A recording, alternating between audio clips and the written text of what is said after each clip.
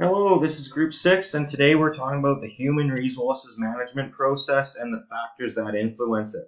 So, first off, we got to identify competent employees. By doing this, every organization or company needs to identify employees that are reliable, responsible, knowledgeable, skilled, and efficient so they hire the best employees for that job so they can complete their tasks efficiently, effectively, so they can turn out the best product.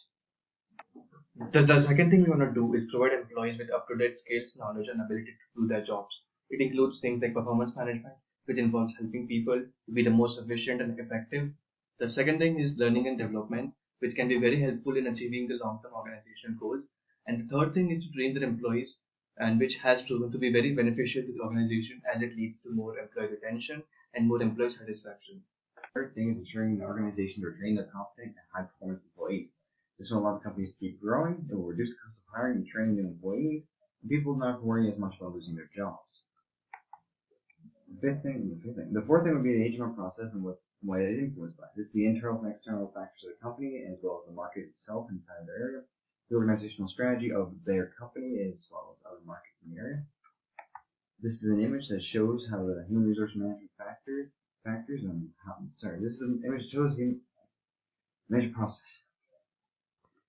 So now we're going to talk about the environmental factor that are affecting the human resource management. First, we have the organizational culture. It's basically a set of belief, values, and norms.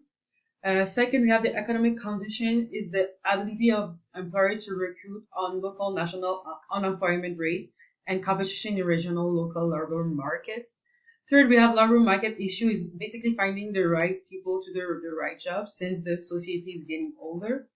Uh, Four, we have the government legislation is the organization are influenced by their Charter of Rights and Freedom and Canadian Human Rights Act, sorry, and provincial government have their own labor legislation. And finally, we have technology is the change of technology that are affecting the human resources. Thanks for listening to us, guys. And this is our references.